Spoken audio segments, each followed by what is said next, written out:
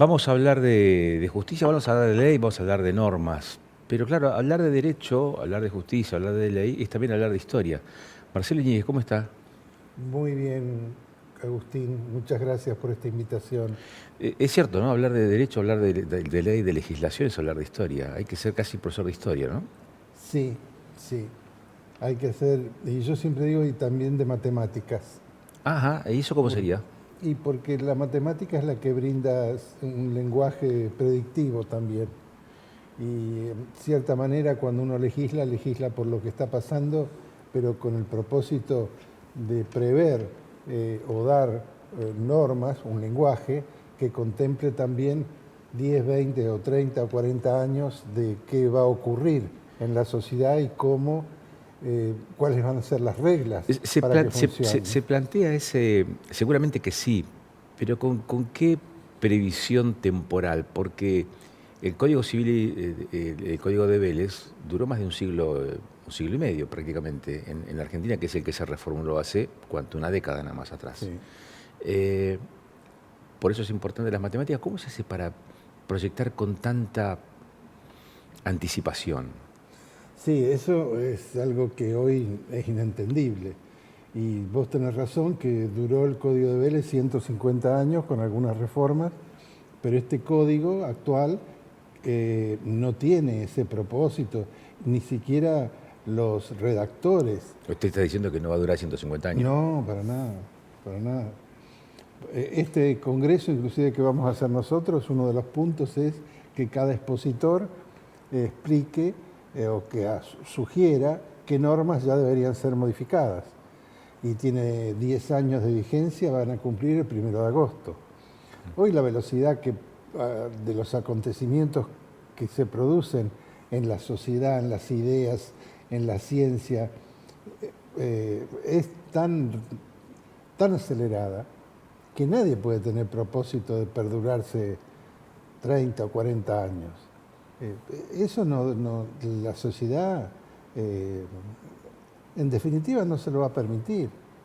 Van a haber nuevas demandas, nuevas exigencias, cambios, y tiene que ser un código en cierta manera flexible. Va a estar para esta actividad que organiza el colegio, que es en un par de días. Sí, el 5 y 6 de junio en el Museo Nacional de Bellas Artes, acá en Neuquén, van a venir 9 juristas que trabajaron en el Código Civil y Comercial, porque el Código Civil y Comercial se designó 3 juristas, que era el doctor Ricardo Lorenzetti, la doctora Aida Kemelmacher de Carlucci y la doctora Elena Hayton, quienes a su vez convocaron a 98 profesores del país que por distintas materias trabajaron.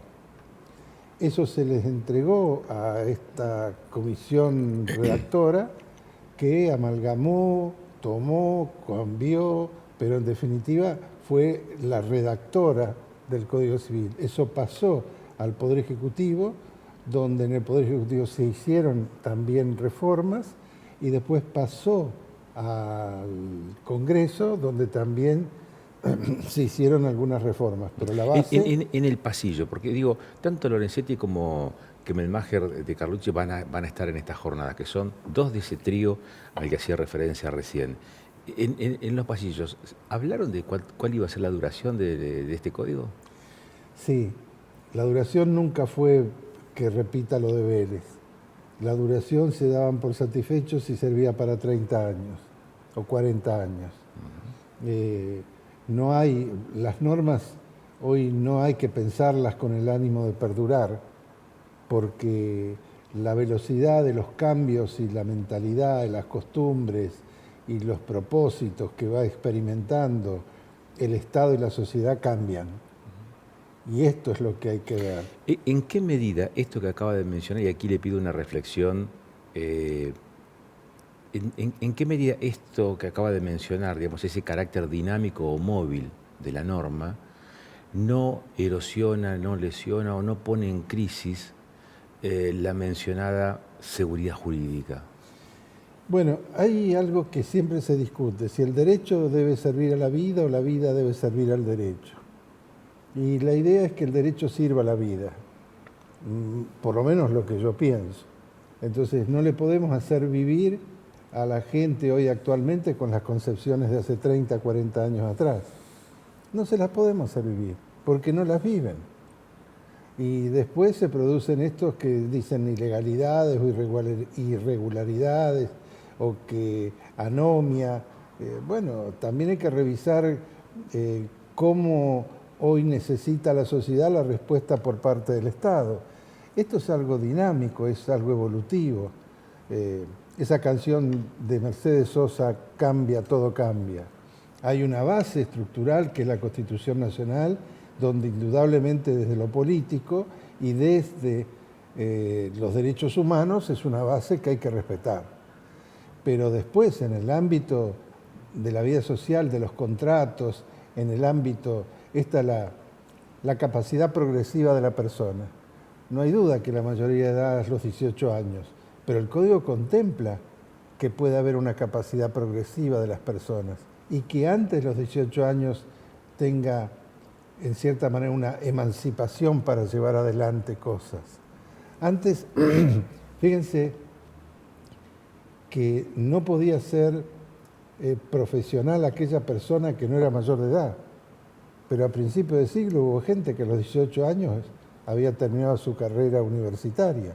Es decir, no podía ser profesional si no era mayor de edad. Y bueno, eso hubo que adecuarlo, porque ya era universitario. Este ejemplo tan sencillo y por ahí pero se puede trasladar a otros ámbitos.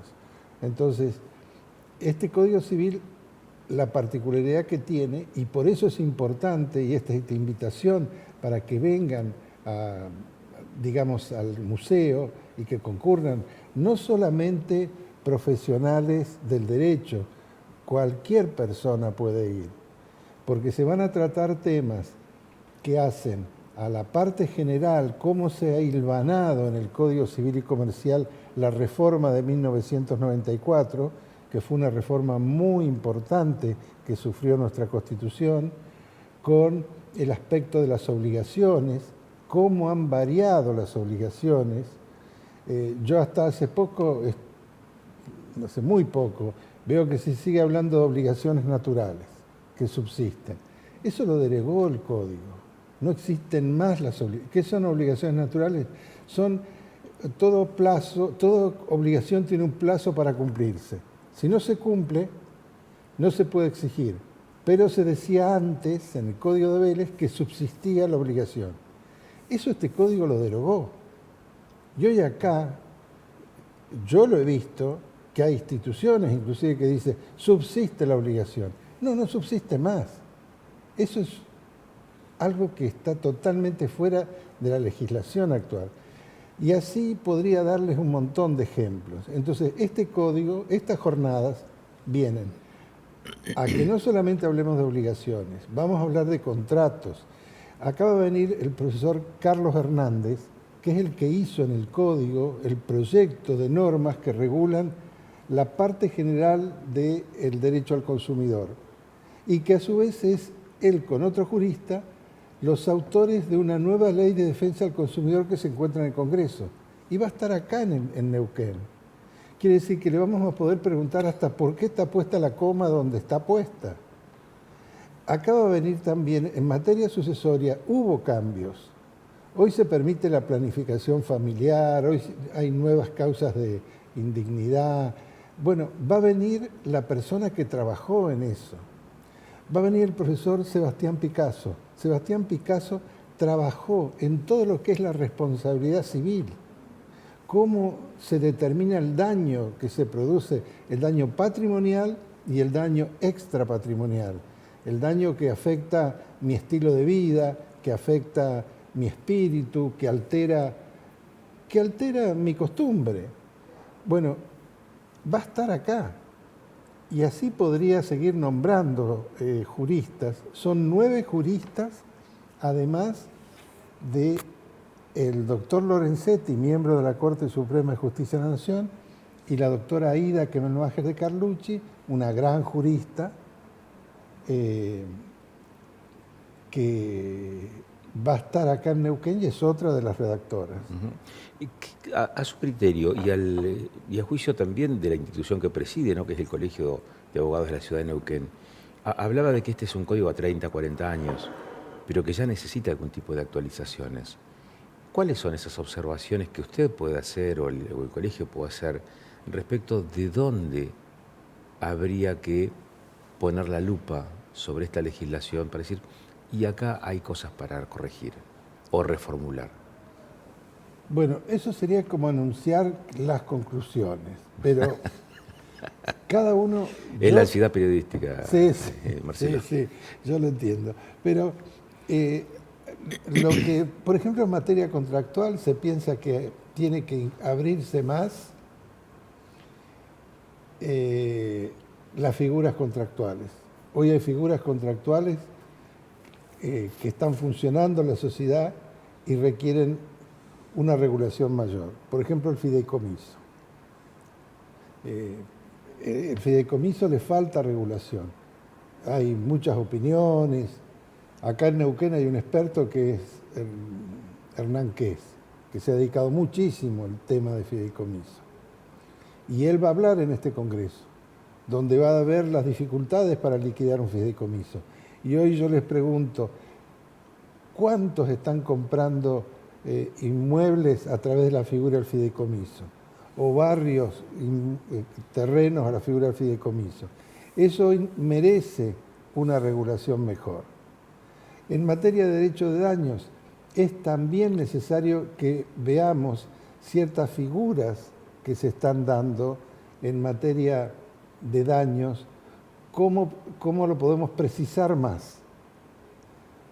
En materia de inteligencia artificial, hoy tenemos que entender que, mire, gran parte de las personas que consultan hoy a un profesional antes le han preguntado inteligencia artificial.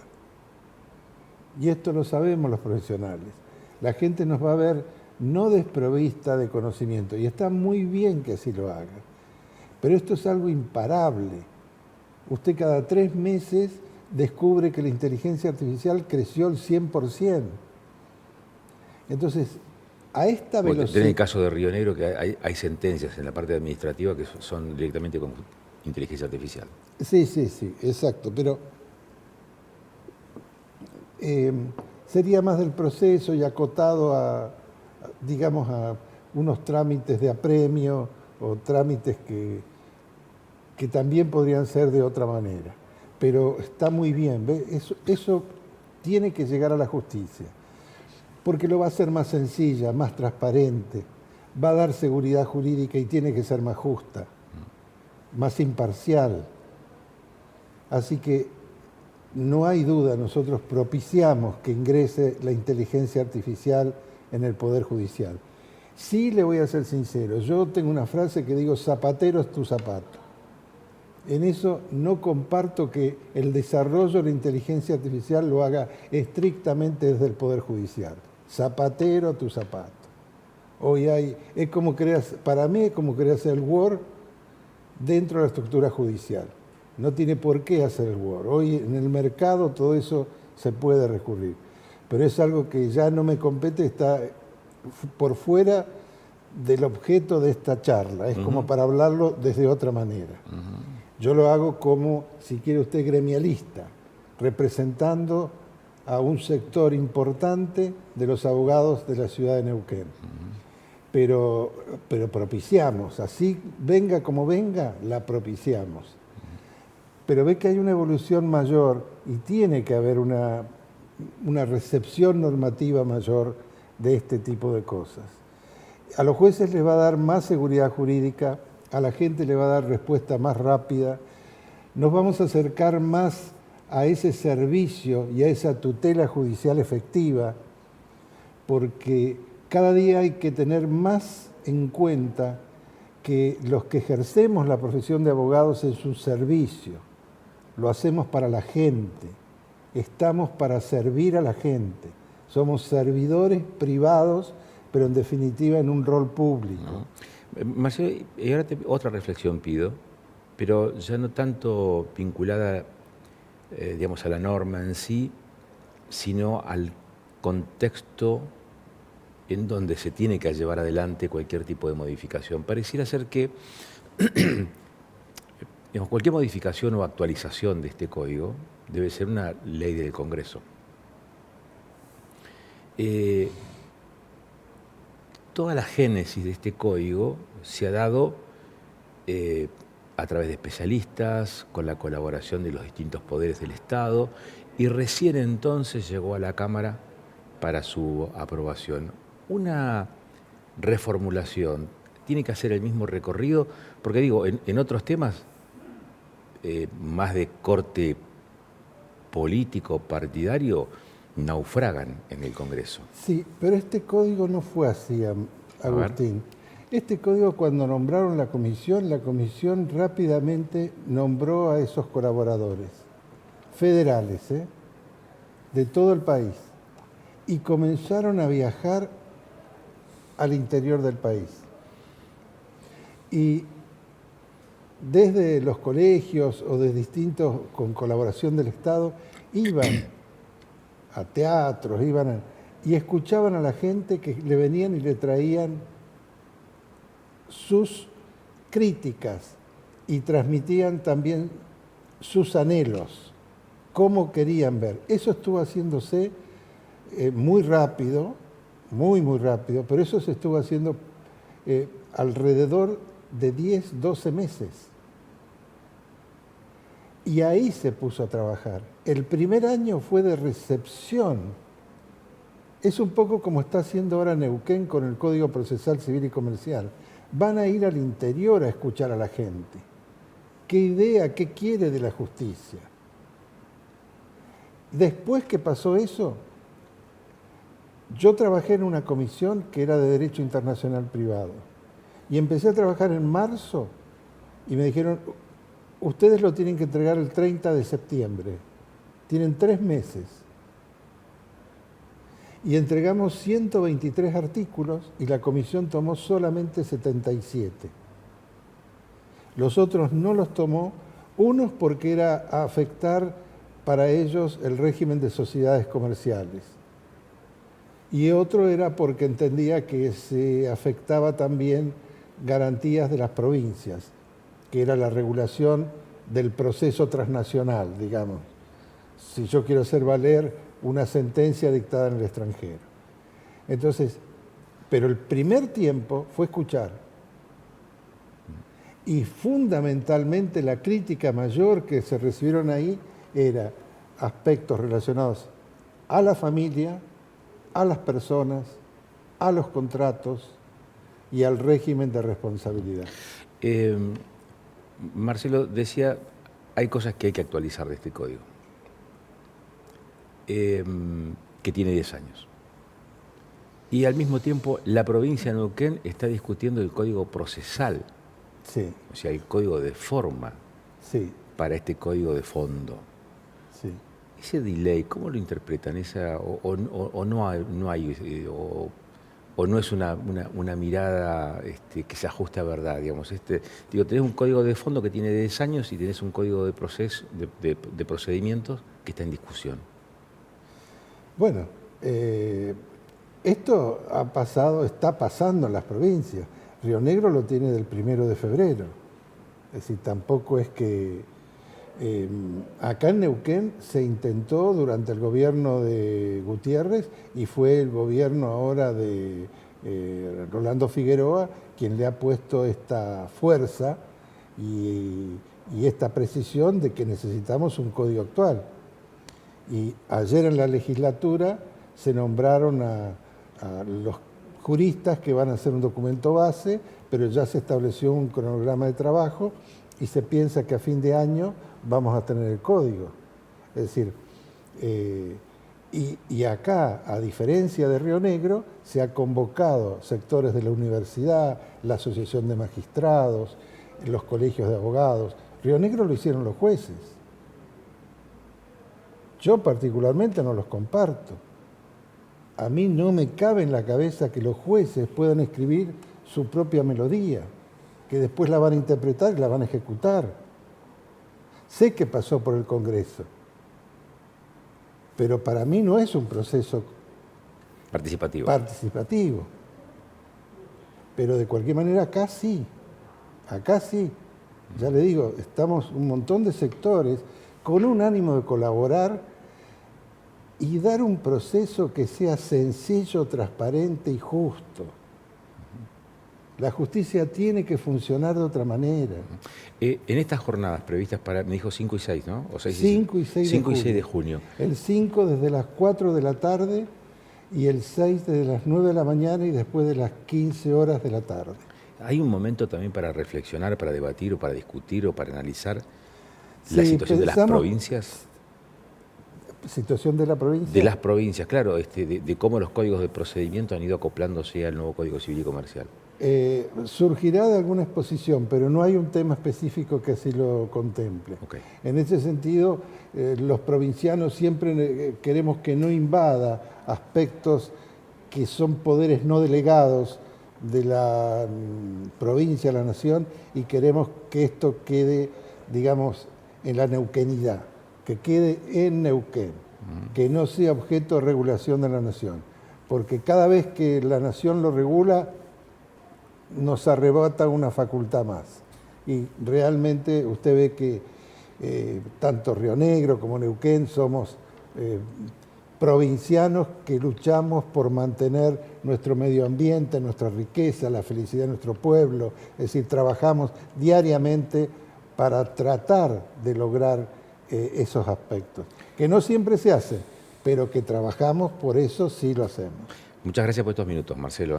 Muchas gracias a usted, Agustín, a toda su audiencia, y esperamos verlos el 5 y 6 de junio en el Museo Nacional de Bellas Artes, donde vamos a tratar una visión jurisprudencial qué ha pasado con el Código Civil y Comercial, cómo se está aplicando y qué sería necesario modificarlo.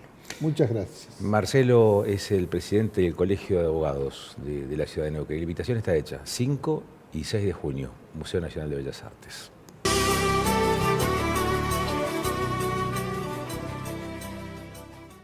Hasta acá llegamos. Hemos hablado con Marcelo Iñiguez, que es el presidente del Colegio de Abogados, recién, respecto de esto que tiene tanto que ver con nuestra vida, porque cuando hablamos del Código Civil y Comercial hablamos de contratos, de alquileres, de consumo, de matrimonio, de familia, de sucesiones. Fíjense cuántos de esos aspectos en algún momento de nuestra vida empiezan a tallar y fuerte, precisamente para definir cuál es el camino, cuál es el derrotero, cuáles son los derechos que nos asisten, cuáles son las obligaciones que también nos vinculan con el Estado y con terceros.